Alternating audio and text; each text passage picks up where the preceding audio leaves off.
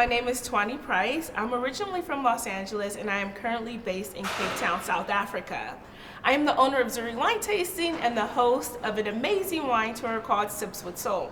Sips with Soul is a tour that I created so that I could curate a very Black experience. I love showcasing Black excellence in the wine industry, so with my Sips with Soul tour, we visit wine farms that are either 100% Black owned, have a Black winemaker, or have a tasting room manager that is Black. Today, I brought along some of my friends, some of my most favorite sommeliers in Cape Town.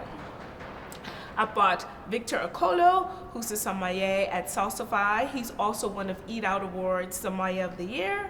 And then I brought along Shura Makundi, who is an ASI, South Africa's only ASI certified sommelier. And then there's Bafana Zondo, who is the current year's Eat Out Award Sommelier of the Year and also the Somm at Dusk Restaurant. We have a couple stops today. Today we're going to go to Aslina Wines. Aslina is a wine brand that is owned by Ntsiki Biyela. She is one of South Africa's most esteemed winemakers. She's one of the first Black women to graduate from Stellenbosch University, and she has this beautiful tasting room that's brand new, so we're going to go check it out. And then right now we're at Dieu Donné. Dieu Donné is, it means a gift from God, and when you see the view, you will understand exactly why. The head winemaker here is Black. His name is Greg Siebrits. We're gonna taste from the barrels with him. We're gonna take a cellar tour. We're just gonna have a really good time with Greg. I'm super proud of Greg. He's a third-generation farm worker who is now the head winemaker here at Dieu Donné. This Sips with Soul tour is a very important tour for me. I created this tour because for two reasons. The first is I wanted to create this space where Black people felt comfortable drinking wine. So it's my job pretty much to go out into the world and to find these spaces where they can relate and they can see themselves in the wine industry. The second reason that I started this Sips with Soul tour is because I wanted to give space for all the professionals who work in the wine industry so that people would know about them, people can taste their wines, they can experience their magic in the winelands, and that's why I created the Sips with Soul tour. So I'm super excited to have you join me and to show you the winelands. Let's get started.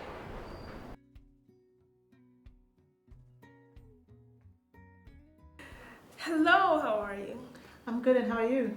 I am amazing. I am so happy to be here. Congratulations. Thank you for visiting us. I am sitting here with the most amazing, beautiful, wonderful, talented Ntsiki Biyela. Yes, Ntsiki Biyela. Ntsiki Biyela. Yes. I'll get it right one of these days. I've known you since 2016. Can you believe that? Yep. I tell when everybody. You did stuff at PYDA? Yes, I tell everybody you were my first friend. When before I came to South Africa even. Yes. Actually. Yeah, it was in 2016, yes. And I Googled Black people in wine, and I literally, that was the beginning of my search, and I found out about you, I found out about PYDA, and then another Somm. I'm so proud of you. Thank you so much. I'm so proud to be sitting in your tasting room in Stellenbosch. It's like a full circle moment for me right now. Yeah, look, it's been a great journey. I don't want to lie. I think when I look back when I resigned from my job to start Aslina Wines and navigating the whole path to get to here, where we like actually when people want to see us, they can come to our space, they can come home. Yeah, they can come home, they can feel at home. They can come home and really have fun, and so yeah. Were you doing that during the course of your career, just kind of like filling your self toolbox with things that you saw in your own business, like, and then by the time you heard those words, you were kind of like ready because you had already put in the work, or was it just something that you just felt instantly at that moment? No, I was ready at that time. It was one of those two. So I knew that I'm going to start my own business while I was at varsity. Some of my wines had to do with people, to say how do I assist people in what I'm doing.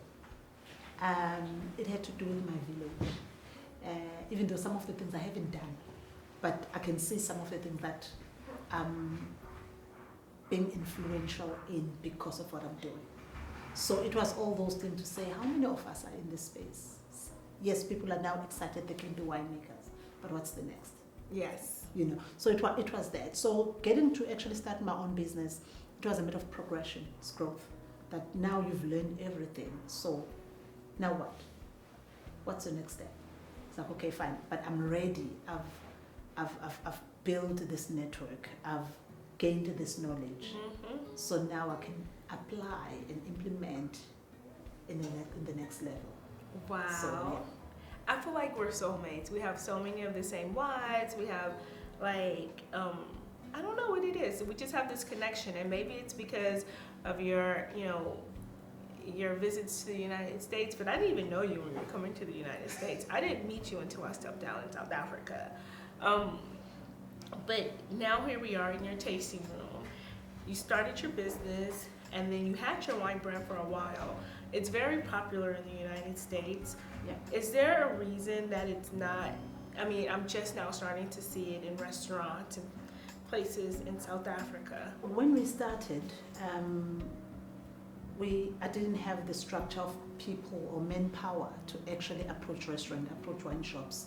It was the people who will approach us and want to buy the wine that we could actually work with. Two, as a small business, it was difficult to actually work with a distributor because you're looking at the 30% that they're going to ask. And you're like, okay, 30% on the thing that is really actually not existing yet. We're not at that level that we can be able to swallow the 30% that is being taken. Mm-hmm. Looking at how we're trying to grow the business. So that's why it took us a while actually to even get to the places. I think you know what it is, right? Cultural wise. And that's part of the reason that I started my business is because in a lot of spaces, people don't associate Black people with fine wine. Mm-hmm. So Ntsiki, can you please tell me a little bit about your journey into wine? I'm from KwaZulu-Natal. Grew up under my grandmother's guidance. I got a scholarship to study winemaking, which was something I had no idea of. And when I got that opportunity, it was for me like, this is an opportunity, I must grab it and do it because it was going to change my life. So I decided to do that. Got to Stellenbosch, only to find that it was really, really the white community. And when you feel like you are in an alien space, and you just, that's how you felt. I felt like I was in an alien world. And then was it more difficult to come from KwaZulu-Natal to study at Stellenbosch, or more difficult to start your own business? It was more difficult to start my own business because that part was terrifying. One, because I know that I didn't have any, I'm going to call it trust fund. So everything had to be really navigated carefully to make it work. I think coming from KZN, it was more like, I'm going to change my life. So I took an opportunity. But starting a business is like, I need to jump off the ship and get into my boat and then make it right on the sea. So, yeah. Wow. And then what about, when did you open up the tasting room? So this is a beautiful tasting room. Thank you. So we opened the tasting room in last year, 2023, in September. We came into the space in May, obviously to prep it and make it to be a tasting room. And then only in September we could operate if only we already had our documents, but we still don't have. So we currently not yet operating.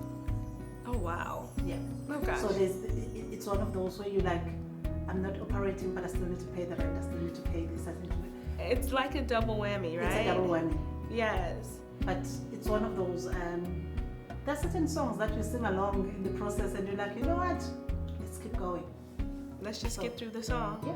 Because when it turns around, it will be amazing. It will be amazing. I can't wait to welcome large groups here, lots of large groups here. It's part of my Sips with Soul tour. We've been waiting for this place to open. Thank you. We're excited actually to welcome people here. And I think for us, it's one of those where we've got a space where, especially Black people, when they get here, they will feel they've been thought of in the process. Yes. You come into a space that's going to speak to you. Mm-hmm. And also, it's everyone will come in, everyone is welcome, everyone must feel at home. So can you talk a little bit about the difference in wine culture between Cape Town and Johannesburg as it relates to Black people? So I think Johannesburg it's a business hub. Okay. So everyone there knows that they're here, they're making money, they're building stuff. So they actually don't care who you are as long as you're going to be providing what they're looking for. Cape Town, I feel it's got these things, who you are, other than what you're actually proposing. Mm-hmm. It's about who you are. And Cape Town is just one And of the... has that been challenging as a as a female winemaker? Like, are you different in the wine world? Do you see yourself differently? Do you think that people see you differently? I cannot really say what people see, but I know that they do see that differently, because the difficulty for us, it was really difficult at the beginning to actually get to the places in Cape Town. And the question would be, why was it difficult in Cape Town but easier in Joburg? You know, so it was all that cultural thing, and also with the stigma of people thinking that black-owned wines, they're not quality. Mm-hmm. So they judge you before they could even taste. They judge you before they could even, you know, and they're expecting certain brands. I know you're still new, so we're not gonna, you know. And so they wouldn't even entertain. But there were some sommeliers actually started earlier and started introducing us to the market. Oh, nice. Yes. Like the first person who actually bought our wine was Tinashe. He literally hunted me down. I love it. In Cape Town. And he was like, I need your wine in test kitchen. And I was like, oh my, I remember seeing that, I was like, oh my goodness. The first one in Cape Town. You know, so, and then it expanded from there. You can thank me for that, because I used to harass him. How come you don't have any black-owned wine brands on this? I'm serious, you know. I mean, yes. I've been waving this flag for so long for brands like yours and other quality black-owned wine brands. Yes. And so that's why I'm so passionate about it. And there's a lot of people who want me to partner, and I'm like, I just can't partner with everybody, because I feel like we represent, unfortunately, we represent the whole race. So if your wine is bad, they're going to be like, all black wines are bad. That's a thing. So I think it's been exciting to know, like, our wines are an establishment, like one and only, Salsify, Dusk. And so, in a couple of them in Cape Town. Nice. You know. Congratulations. So we're growing. I so love it. Amazing. So awesome. Can we start our tasting? I think my Somm friends who I invited are super excited. I can't wait. But before we get started, what are we drinking in this glass? So we are having our Skin Contact Chenin Blanc. The first production of this was in 2021. This is the wine that I had thought of in 2004. Because when I was working at one of these at the winery Stellenbosch, I was like, I'm focusing on reds, but what happened when you fill in the white wine on skin? I thought about it, but I couldn't experiment. And then in 2019, when I was in the States, my importer, when I told her about what I wanted to make, she introduced me to a lot of orange wines, and I was like, I tasted them, and I was like, no, this is not what I want. Not this one. I had a clear view and a clear idea that I wanted fresh, crispy, and tannin. And when I experimented with this in 2021, it came exactly the way I'd imagined it. So I'm saying cheers with our Skin Contact Chenin Blanc, which is the wine that I call, it's the dream, it's a gift. Oh, it's a gift. Yes. Because this one I thought of in 2004 when I started making wine. I was focusing on reds, and then my question was, what happens when you ferment the white wine on skin? But I only started to experiment with that in 2021. And it came out exactly the way I imagined it. Hence, I call it a gift. Don't you love when that happens? Cheers. Hi, my name is Victor Okolo, and I am the sommelier for Salsify restaurant in Camps Bay. And I've been a sommelier for 7 years now. So yeah, I enjoy my job. Cheers. Hi, my name is Cheryl. I am a sommelier. I have been practicing sommelier role for 8 to 9 years now. I specialize in making wine lists for several restaurants and also privately. And welcome to Aslina. Hi, my name is Bafana Zondo, and I am a sommelier. I also specialize in curating wine lists, and I also do a lot of hospitality events now and again. And welcome to Aslina. Cheers. Yeah. Oh, little top up from Chenin Skin. Thank you so much. Thank you. Oh, look at that. This color is just so amazing, hey? Exactly. It's the palette is not overpowering. This is beautiful. It's incredible. Okay. Hey guys, you seem to be very busy and excited about this. Yes. I'm happy you guys are here. Thank you so much. Good to see you. Tell us about this one. We didn't know that you're making skin contact. Oh, I don't have a glass. Here we are.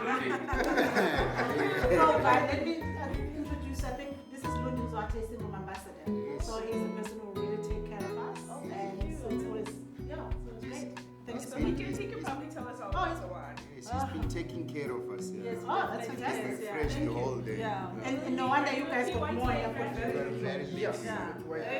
You guys got more wine and then I can give you I'm the sorry. rest. I'm sorry. No, what? Also, that's actually pretty fine. So he's been stingy to us. Tuanni, can you Yeah. put a little of that? Level 2. Oh, okay. That's great. Wow. He's a former PYDA. I know, one of my babies. Congratulations. He's a former PYDA. Yeah. Okay, so tell us about this wine, Lindy. Okay, now the wine that we're gonna be tasting is our skin contact Chenin Blanc. So when Ntsiki made the Chenin Blanc, she wanted to make something different, something unique. So she went for a skin contact Chenin Blanc. So for this Chenin Blanc, we sourced the grapes here in Stellenbosch, and then we ferment it on a stainless steel tank. We're using a